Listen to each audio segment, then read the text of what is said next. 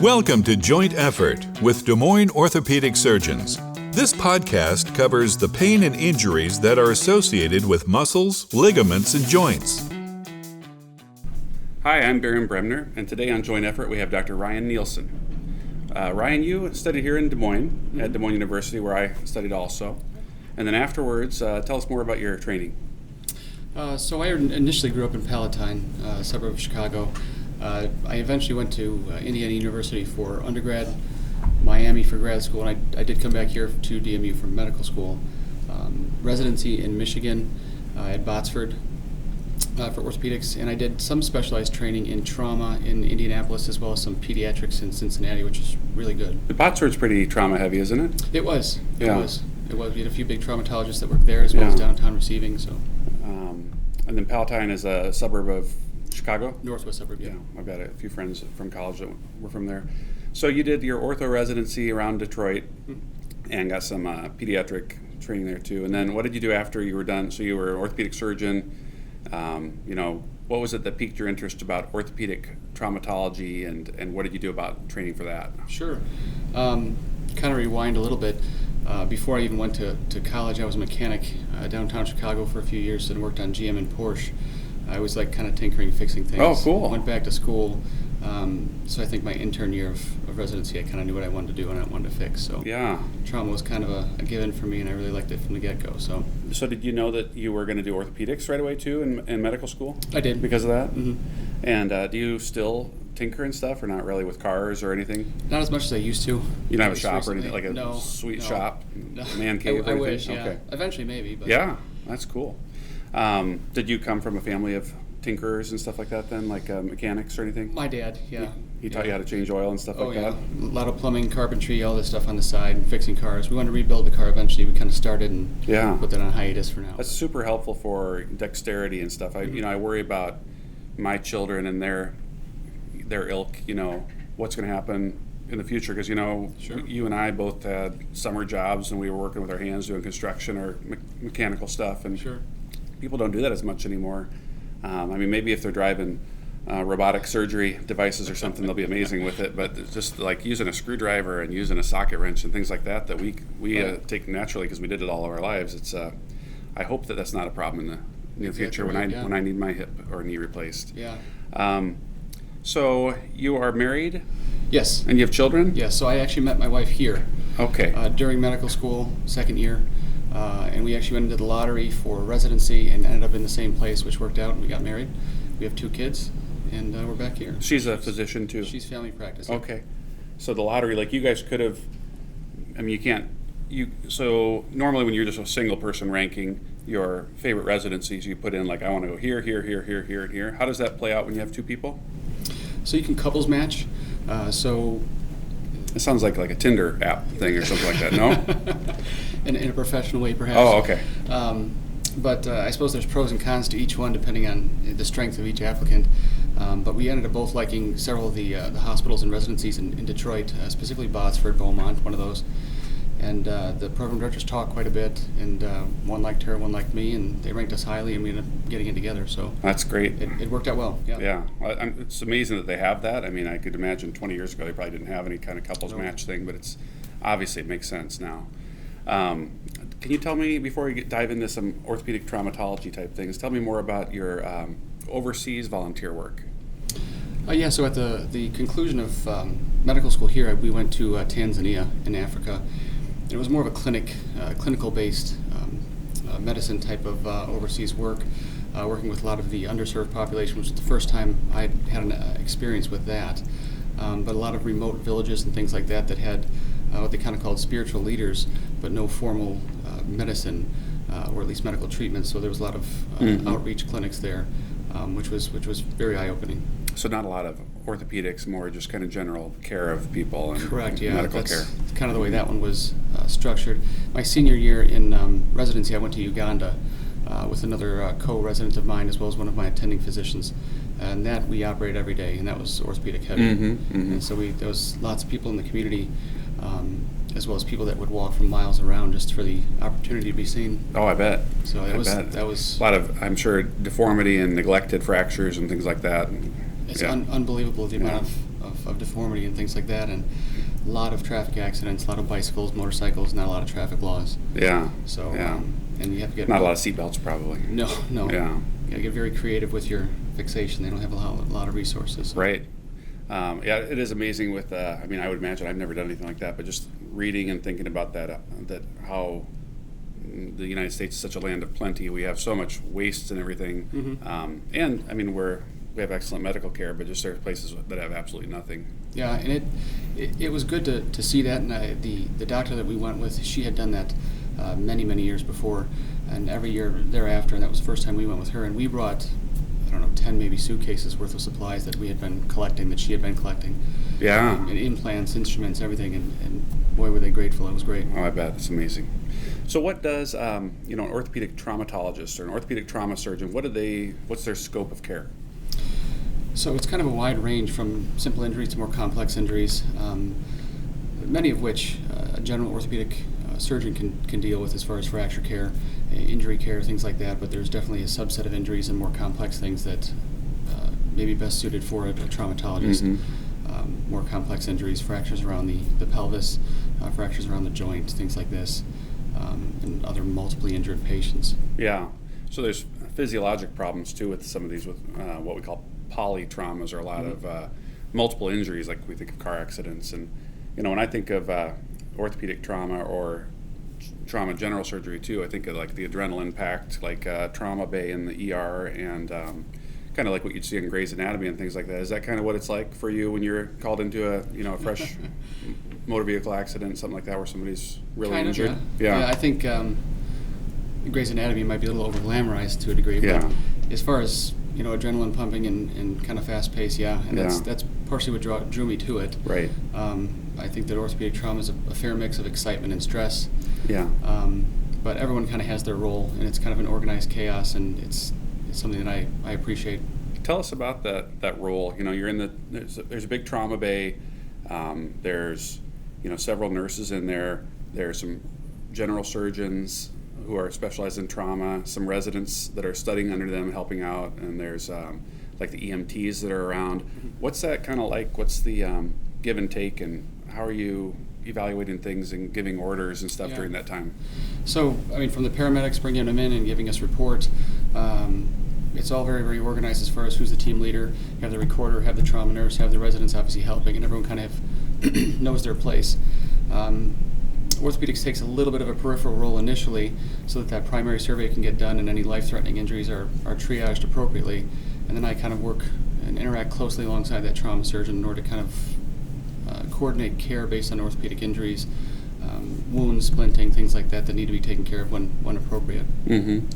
What are some life-threatening injuries that are orthopedic in nature that we might not see as a general orthopedic surgeon or a sports surgeon or something? Sure. What is we don't typically think of a broken bone as being life-threatening, but what is a life-threatening orthopedic injury?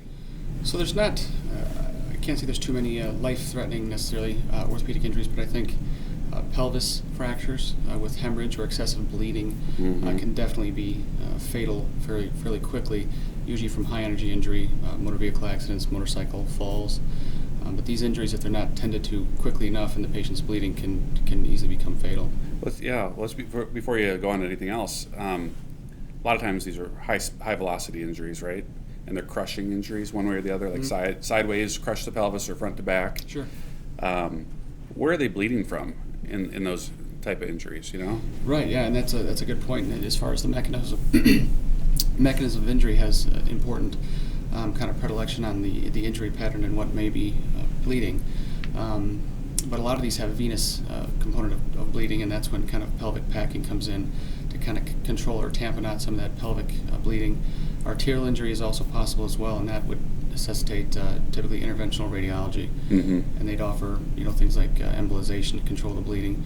So pelvic packing would be a general surgeon making an incision somewhere and putting in some sponges just to hold things to tamponade them and squeeze them off so they don't bleed into the pelvis anymore? Typically, yes, and it's not done at every institution. It's preferred by some, not by others. Other people do, pelvic binders, X-Fix, send them to IR right away.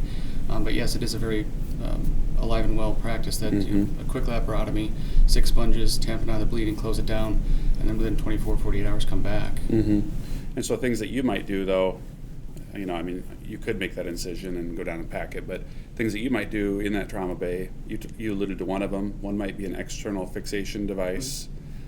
So like for what we call vertical instability in a pelvis where it's like sheared up. Is that something that you do to try and line those up to get things to stop bleeding and get everything lined up? Yep, so if there's any threat of life-threatening bleeding and there's massive transfusion protocol, et cetera, a binder goes on right away. So the binder is around the greater trochanters on the sides of the hips, and it squeezes the pelvis shut, right? Correct. So the theory there is to control the pelvic volume. So as the bleeding gets more and more severe, the pelvic volume can kind of expand with it, and you're losing more and more blood. Blood pressure goes down, et cetera. So if we can control that volume by compressing that pelvis. How long can that stay on, that binder, typically? Some people leave it on for a few days. I would leave it on for no more than 24 to 48 hours at the most and try to convert that to an X-fix if I could. Yeah. So other thing, you talked about embolism, so you could tell us about that. The radiologists, what can they do? Yeah, so our interventional radiologists are great. Just accessing an artery, whether it be in the groin, going up with a small catheter, using dye, kind of shooting through the arterial system, and then under X-ray in the operating room, kind of finding and identifying any one of those vessels that may be injured and kind of actively bleeding, and then go in and coil them or stop the blood loss. And then something that you don't typically deal with, but spine injuries can be fatal, right, too? Sure. Yeah. But we don't put on, I'm sure you did in residency, put on the halos and all that stuff, but and do traction, but we don't do that typically now. It's more the spine surgeons and the neurosurgeons. Yeah, and I work closely with the neurosurgeons downtown to for some of these combined injuries that I've had with kind of lumbosacral instability that we've done cases together. So. Yeah. What about when we're on call, you can have an open fracture too, or a limb-threatening injury. What do you see? I mean, you can see the gamut of injuries, but for limb-threatening injuries, what do you see? So you kind of alluded to one already, the open fractures. While maybe not necessarily immediately life-threatening, if there's arterial injury and there's active bleeding, that could become a problem if a tourniquet's not placed and blood loss is not kind of corrected. Long-term for an open fracture could also be infection, things like this, that over time could end up taking the limb or have a limb salvage type of picture, unfortunately. Compartment syndrome can also be a limb-threatening type of injury. Tell us about that briefly. It can be from a myriad of causes: crush injuries, fractures, most common, usually it's in the tibia or lower leg. But it can cause excessive pressure in a compartment that kind of squeezes the muscles, the tendons, the nerves, the blood vessels, and it kind of restricts blood flow, and it can actually cause damage to those structures, causing them to die off and causing permanent dysfunction. And your treatment for that would be for the compartment syndrome? What we call a fasciotomy, which is a rather urgent procedure in order to kind of release that pressure and allow that tissue to kind of calm down and restore the blood flow. So you release that tight covering over the muscle and let it kind of breathe.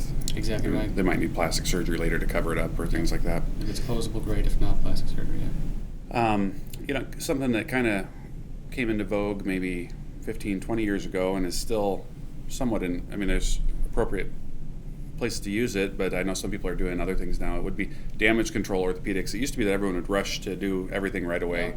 Can you tell us what the term means, damage control orthopedics, and where it plays a role in your practice? Yeah, great question. It's definitely something that's evolved over the last several decades.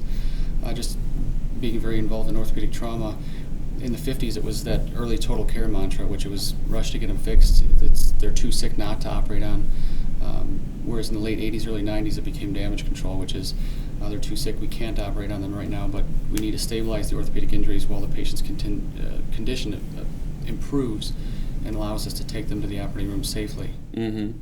So what are the things, like what type of systems or injuries would you look at and say, boy, this patient is going to be in trouble if I operate on them? You know what I mean? What do you look at there? Yeah, so immediate things, just abdominal, pelvic injuries, internal bleeding, head injuries are a very, very big one, as well as chest injuries. Lung injuries is very important.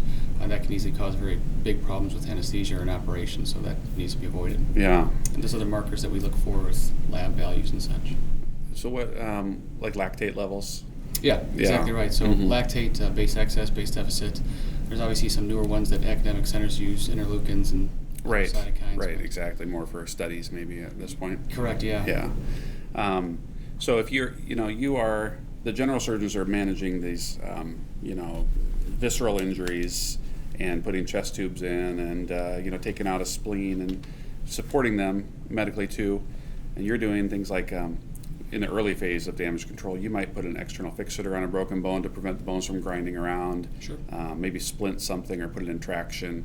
And then you have to keep a close eye on these guys too, right? I mean, you're going to see them once or twice a day and examining them until you can figure out when you can finally fix them. Exactly. Serial exams, as soon as we can get that bone, that injury temporized with an external fixator, in which case it needs more rigid fixation. You alluded to a vertical shear pelvis injury before, so that'd be a good one for traction. So the pelvis is sheared up, we can kind of bring that down. But any way to temporize those injuries prior to getting back into the OR safely and keeping an eye on their soft tissue, their skin, their swelling, things like that.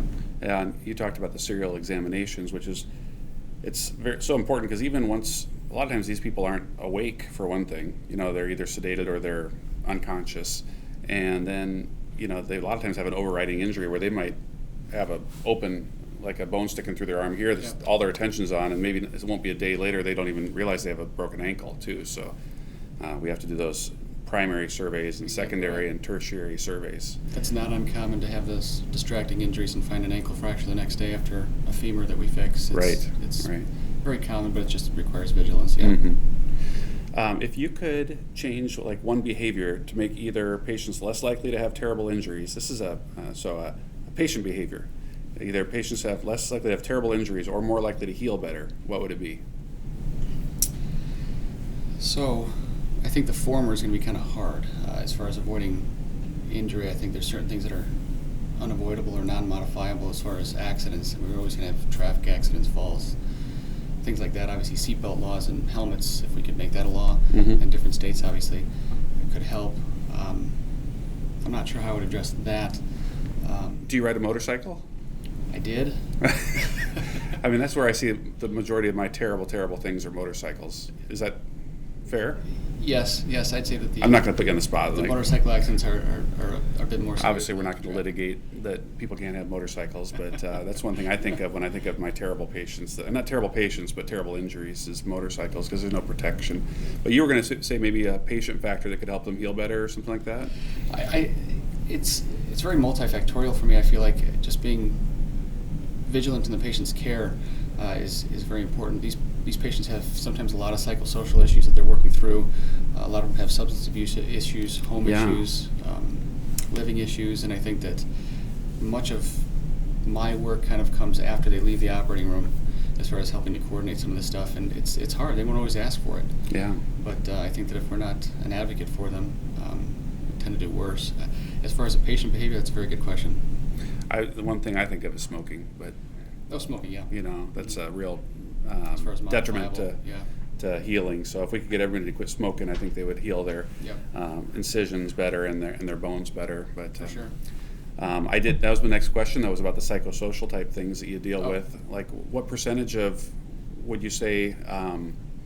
It's remarkable how much homelessness or mental illness or substance abuse has to do. I mean, you've got a pretty high percentage of patients that get injured from that. What percentage of your? I don't even know how to put you on the spot about that, but it is a big deal, isn't it? It is, and I don't know if it's necessarily fair to quantify it or put a number on it, but there's a lot of patients that you may not even know are homeless right away, and they're decently put together, and all of a sudden it comes out later in their course that they might need help, and they haven't asked for it. And I think those things are very important that we get social work involved, sometimes psychiatry, and other referrals that we can make. So there's resources in the hospital while you've got these people, captive while they're recovering. You can have them, so to speak, seen. Not captive, but there's you've got your social services like you alluded to, psychiatry. Do they have like a substance abuse counselor too at Methodist? There is an option for that. Some of those arrangements need to be made. There's also a chaplain that helps quite a bit. That's actually helped quite a bit of people out. Great. Other avenues which I find kind of fell into serendipitously in my clinic was a few patients I'd helped that were recovering addicts offered their assistance to any of my patients that might need that to get through, and like to be advocates for that, which was actually helpful. That's incredible. Yeah, it just kind of came to light during the course of the past year or so. That's great. So what if you're not working, what do you like to do? What do you like to do outside of work? Sure, yeah. I spend a lot of time with my family. I do love to bike quite a bit. So when I was out in Reno and Tahoe, I did a lot of mountain biking, got into it there, a lot of skiing, a lot of snow sports. things like that. The tinkering and the car work I did like to do in the past. Haven't done much of it recently, but. Do you guys get vacations off together? Where you're both physicians. Can you find time to go on? I mean, not during COVID, obviously, Sure, but do you guys take trips places? Yeah, we try to coordinate our time off, and her family's from the area, which is what brought us back to Iowa initially. So we definitely go see them and see my folks in Chicago. So. Did you pick up any languages when you were over in Africa? We actually learned Swahili. Did you really? Enough to communicate while we were over there, and I feel like I've lost just about all of it, obviously, except wow. basic words, but having that book and communicating with them was tremendous. That's impressive. Very humbling, yeah. Well, Dr. Nielsen, thank you so much for coming. Thank you for having me. We really appreciate all your knowledge in this fascinating topic. Thank you. You're welcome. Thanks for listening to Joint Effort, a podcast from Des Moines Orthopaedic Surgeons. If you have questions about this podcast and wish to schedule an appointment with a surgeon, call 515-224-1414 or visit dmos.com.